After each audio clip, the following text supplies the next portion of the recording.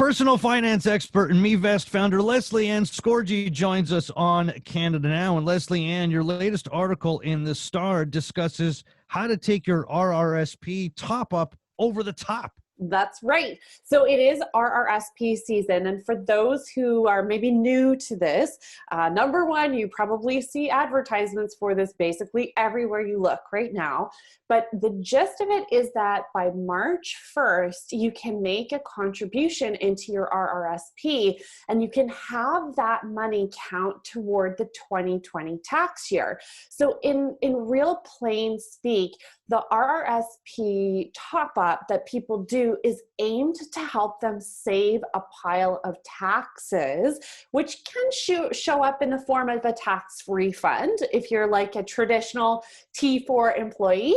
And if you are self-employed, it shows up in the form of a reduced tax bill. So that's kind of the main reason people like to do it this time of year, is they like to save money on taxes. And of course, if you're like a planner like myself, you're also thinking down the road, there's some real benefits to boosting your RRSPs in that you'll be more ready for retirement. Well, absolutely, because, you know, in the old days, you would want to find a job with one company, work there for a few decades, and then you would have that retirement plan to live off of. Well, now we've got to form our own nest eggs for down the road, right?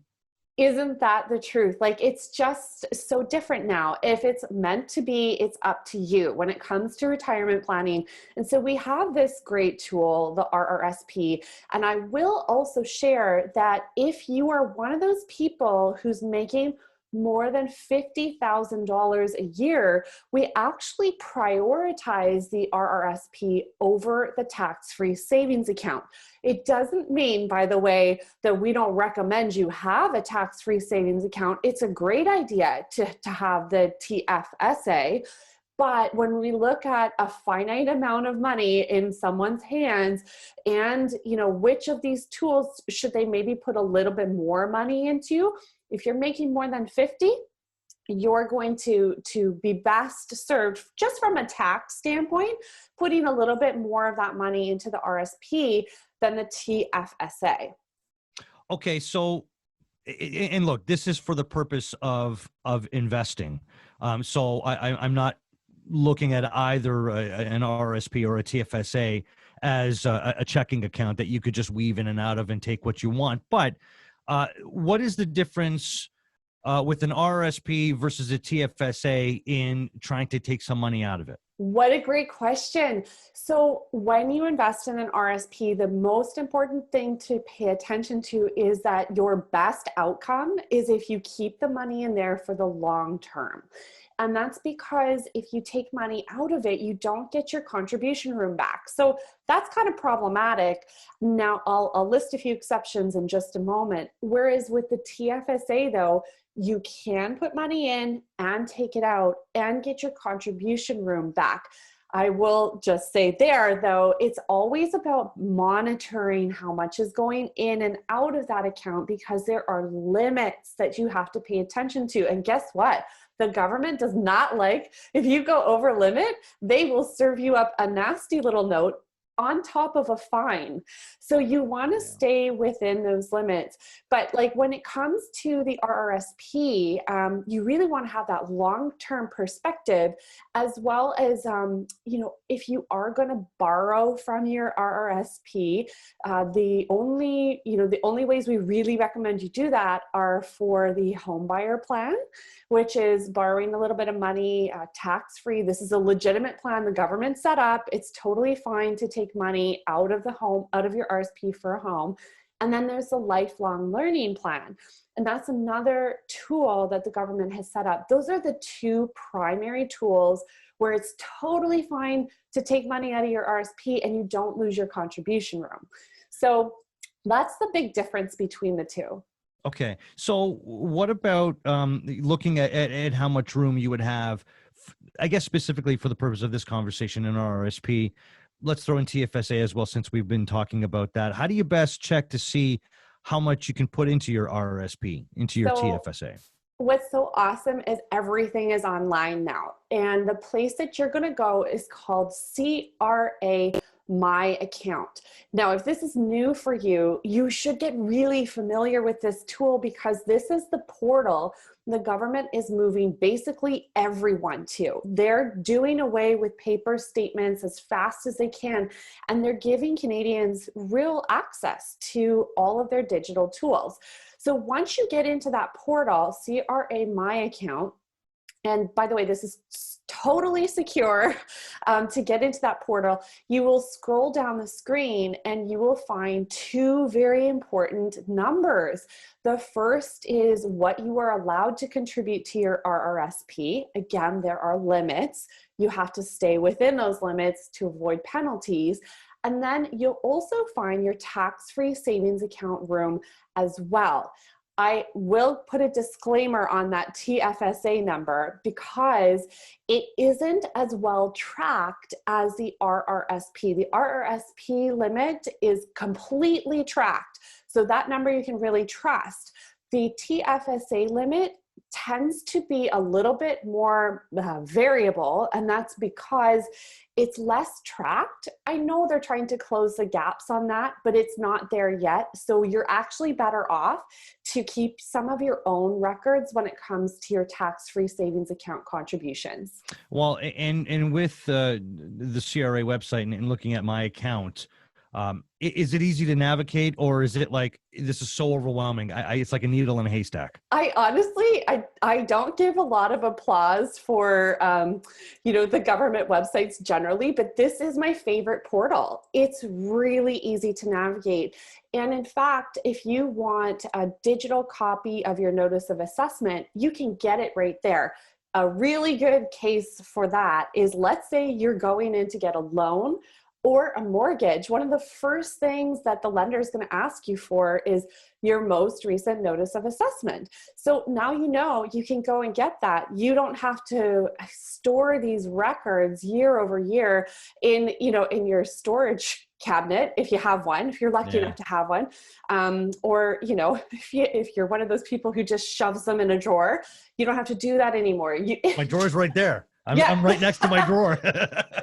We all have those drawers in our filing house. system. It's a drawer, but it's a file. It's a filing system. But honestly, I get those things and go slip, and I go, when I need it, I know where it is. That's good enough.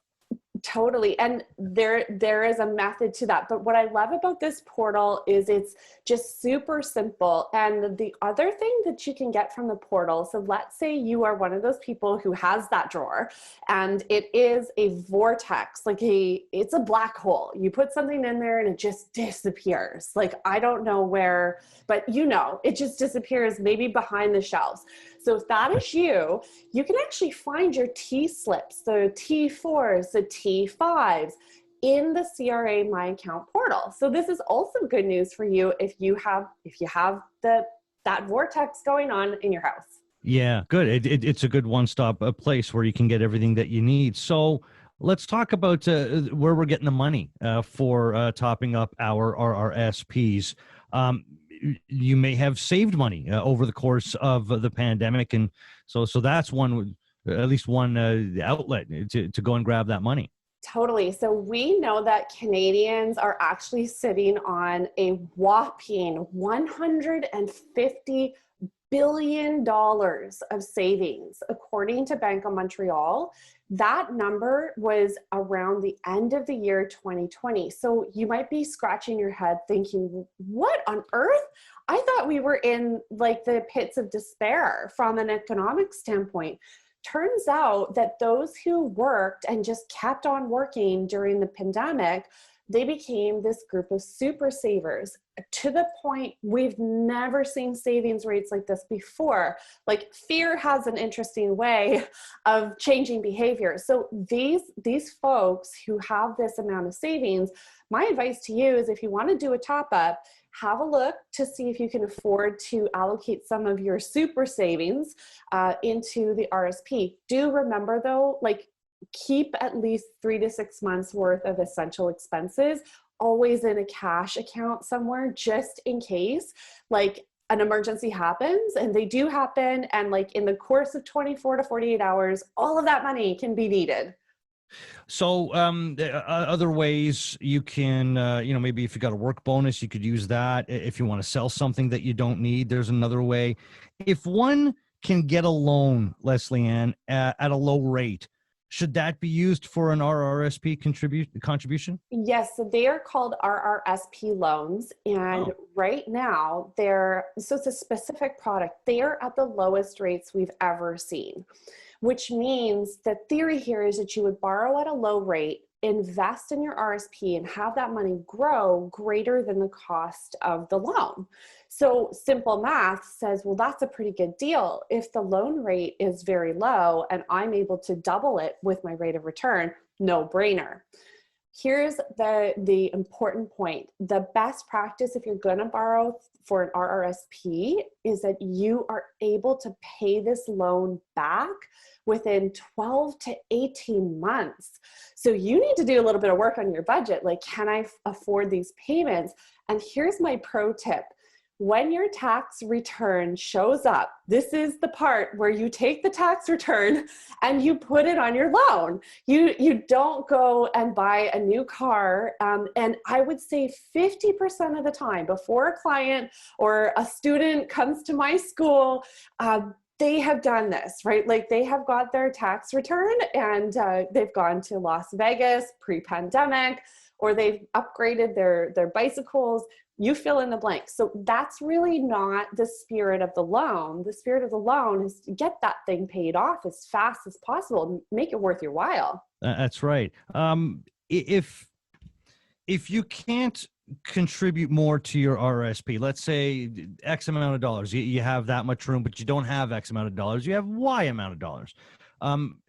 Does the available contribution room carry over the next year? It does. So that's another great thing. So maybe you're listening to this and you have you've got RRSP FOMO going on. You wish you could do it, but you can't. Maybe your circumstances won't allow you this year to do it.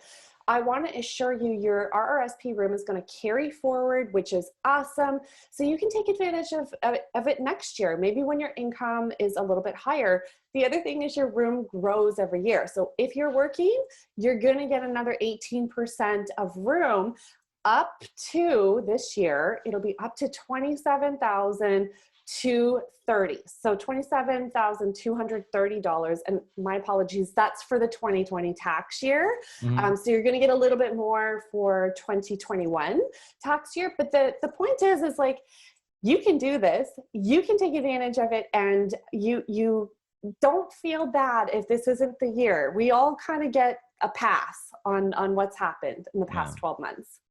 Slow and steady usually wins the race, Lesley-Anne. So maybe the plan should be to set up some kind of a regular, slow and steady contribution. Because for me, that's what I do, and I have money it's spent already. It comes out of my paycheck and over there. It's spent money, and I tuck it away every month. I don't even think about it. You and I are very similar, Jeff, on this front. Like, I like to automate most of the transactions in our bank account so that we don't miss anything. Like, life is busy and you're working, you got kids, it's easy to forget to save. So I automate, just like you, the RRSP and TFSA contributions. So slow and steady often does win the race. If you can't do these big lump sums, don't worry about it. Why not do a small contribution, as little as $25 for some institutions, every single time you get paid? And before you know it, it's going to add up to quite a sizable little nest egg. Absolutely. Check out mevest.ca, personal finance expert, Mevest founder, Baby Hank's mom, Lesley-Anne Scorgi. Lesley-Anne, appreciate this. Thank you. Thanks, Jeff. All right. We'll